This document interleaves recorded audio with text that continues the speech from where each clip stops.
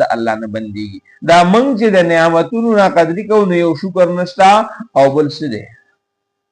اذکر نه د الله ذکر نشته. نو په ذکر سره د الله څه کیږي؟ په ذکر سره مولانا صاحب روح خوشحاليږي. څه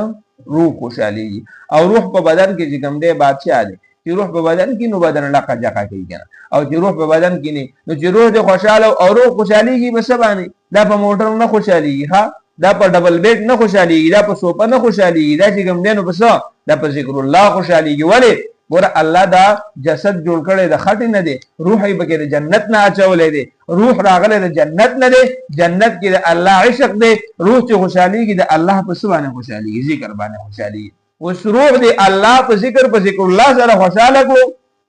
نو بادشاہ د بدن خو روح دی نو بیا به چې کوم دی ستا ټول بدن څه کېږي دا به خوشحاليږي دا به چې کوم دی په راحت کې په سکون کې وي په اطمینان کې وي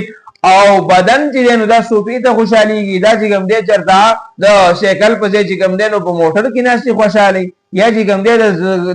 د ځمکې په ځای په کرسۍ کې ناستې نو خوشحالي نو ټیک ده چې دته دغه سهولتونه میلاویږي او دا سهولتونه نه مزي اله به الي چې کله روح سور کې نو بیا به دا هم سور کي ها څه وایي روح نو کله نو ځکه وایي چې کوم دی نو څه وایي تبلیغ والا څه وایي وی ذاکرین به خندا خندا جنت ته ځي. نو ګوره دا روح راغلی د جنت نو او دلته په دنیا کې چې کوم دی په تابعدارۍ کې ژوند تیر کو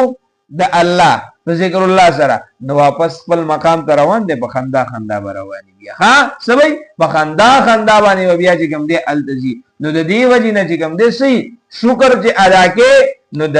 بدن خوشحالي به دي نعمتونه به ورته ډېرېږي که نه او ذکر الله چې کې نو روح به دې خوشحاله نو چې روح خوشحاله بدن او روح دواړه خوشحاله شو نو به ژوند به مزي بیا به مزي الي چې دغه نه نو ځکه الله فذکروني